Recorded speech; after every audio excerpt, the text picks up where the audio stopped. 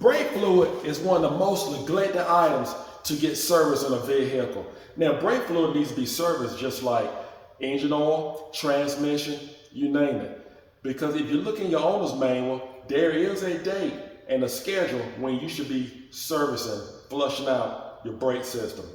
I'm going to use my Mustang here for example because every vehicle needs to be serviced. And I'm going to cover the importance of why you should flush your brake system. So let's begin. Safety is always first. So we're going to block one of the rear wheels, put a chuck block in the front of it, and on the back of it. Be extra careful how you lift your vehicle. As always, make sure your parking brake is engaged. Place your jack stands right underneath the frame. This is the most critical part of the job, making sure you and your vehicle is safe. Now we're going to lift the back, and I have the jack right underneath the differential. Make sure you have it right in the center.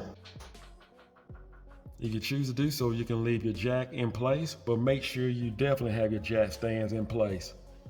Make sure you have plenty of rags, and make sure you cover your fender with a fender cover.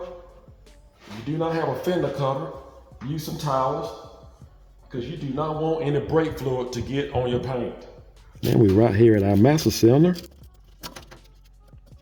This dot 3 is overdue for a brake fluid flush. Now we're going to suck out the fluid. You can use a suction gun, and I normally use this gun on a vehicle, commercial vehicle with a larger master cylinder. These are the items we're going to start with.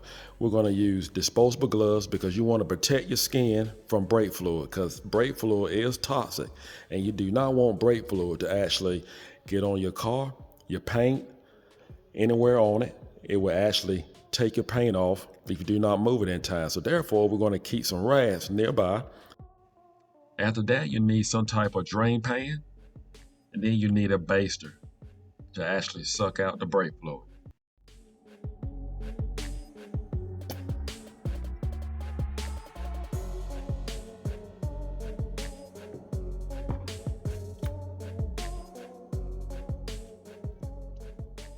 I want to cover some of the facts about brake fluid.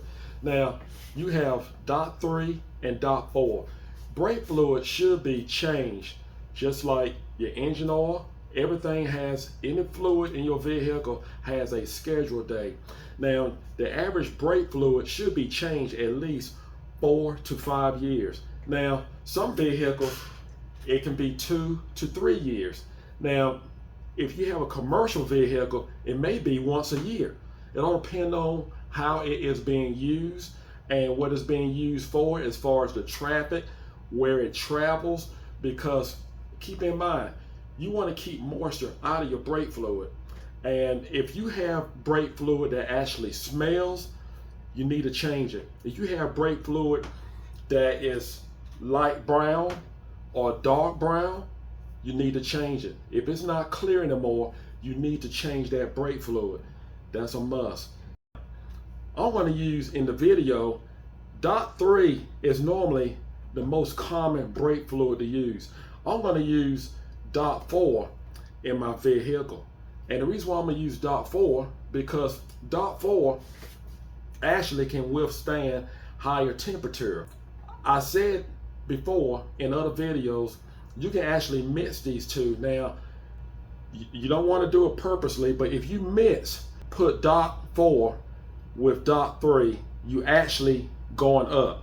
But if you actually mix dot 3 with dot 4, you actually bringing your boiling temperature down. So you need to keep that in mind too as well. Dot 5 can be used in vehicles, in racing vehicles, or in classic vehicles. And it's good for vehicles that actually sit for a long period of time, which is normally a classic vehicle. Now, dot 5 has a silicone base, so you have to keep that in mind. So if you use dot 5, you have to make sure that you drain your system out completely before you use dot 5. We're going to top off our reservoir. Now we are ready to bleed our brake system. What you want to do, you want to start with the brake drum or the brake roller that is the furthest away from the master cylinder. So that's going to be your right rear. After that, we're going to go to the left rear. Lead from the left rear, we're going to go to the right front. After that, and we'll finalize everything at the left front. Make sure the brake fluid that you are using, that you are familiar with that brake fluid. It's not something that you just randomly ran across.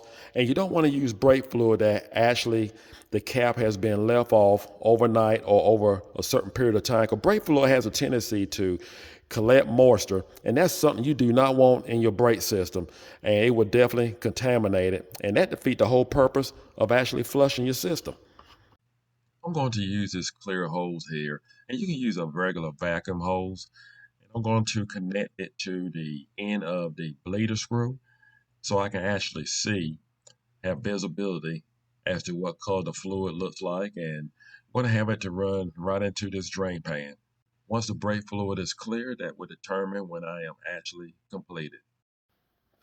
What you want to do is have someone to pump the brakes 2 or 3 times and hold it. Open your bleeder screw. You can see the fluid comes out. Once it's completed, just tighten back down the bleeder screw and have them to continue to pump.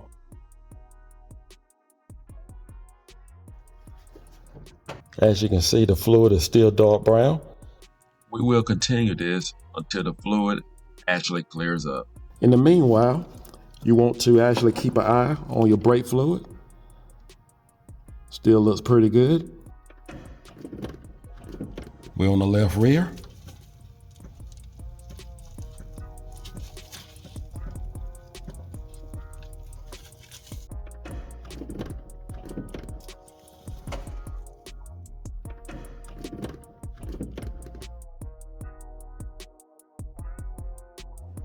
Make sure you keep an eye on your master cylinder.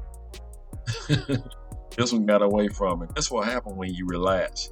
Now, I'm not only flushing the line, now I had to bleed the line. I like to keep the drain pan drained so I can see the progress that I am making. I am on the right front, and you may find yourself not able to actually hook up a hose to a bleeder screw because there's no room. So you're not able to use a vacuum pump, nor a syringe. You can't use any device that you normally use. You just have to do a bleed and have a bucket underneath to catch your fluid.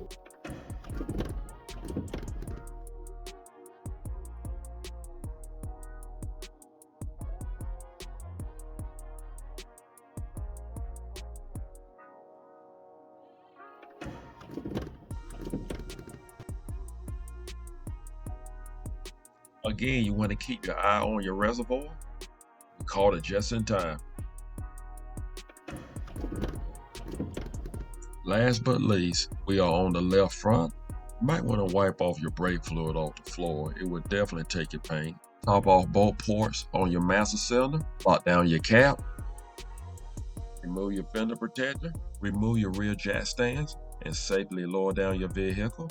Next, remove your front jack stands and safely lower down your front of your vehicle.